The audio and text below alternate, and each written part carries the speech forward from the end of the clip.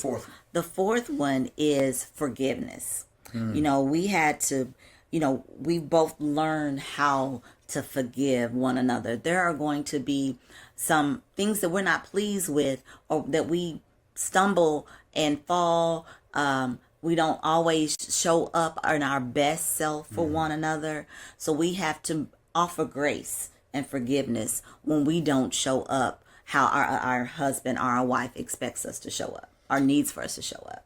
I didn't have a blueprint for marriage. I came from a broken family where my dad and mom divorced when I was 7. Divorce was proliferated throughout my family lineage. I didn't have a good picture of what it looked like.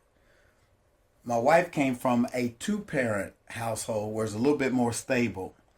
But both of us had to learn how to love each other in a healthy way.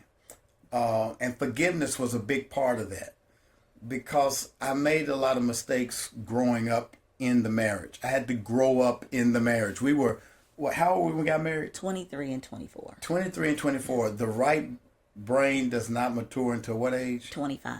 No, it's the 26. The frontal lobe doesn't fully mature to around 20. That's the logical side of the brain. So I was still very much in my impulsive state, still operating out of a broken picture of what relationships should look like. And it took a wife that was loving and forgiving, and it took me to be loving and forgiving. And we always said this: divorce is not an option. Right, correct.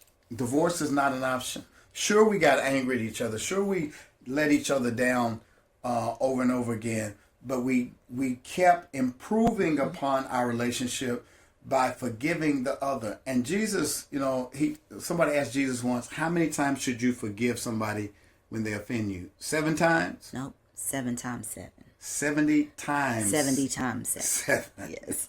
70 times 7. And so even when you forgive your spouse, there's times when you got to, you know what? I got to forgive them again. I mean, you've already forgiven them, but then something triggers you, and you're like, that reminds me when I got to forgive them again. So what would you say to a couple who's struggling right now, trying to get through something, and they can't seem to let it go? What would you say to them? One, I was just thinking when you were talking about having communication and being compassionate and having compromise during these times. But remember that forgiveness is not for the other person. It's actually for you. Forgiveness, because you got to find your peace. You have to be able to walk in your peace. And when you find that peace, which should be the peace of God, you are more able to communicate and empathize with your spouse when things are not always the way you would like for them to be. I like what you said. Forgiveness is not about the other person as much as it is about you. I heard somebody once say that holding on to anger is like drinking poison and hoping the other person dies. Oh, wow. It doesn't work. We've got to learn how to let go and let God. Now, there's also something called showing the fruits of repentance. Definitely. It's not enough to say I'm sorry when you've hurt your spouse.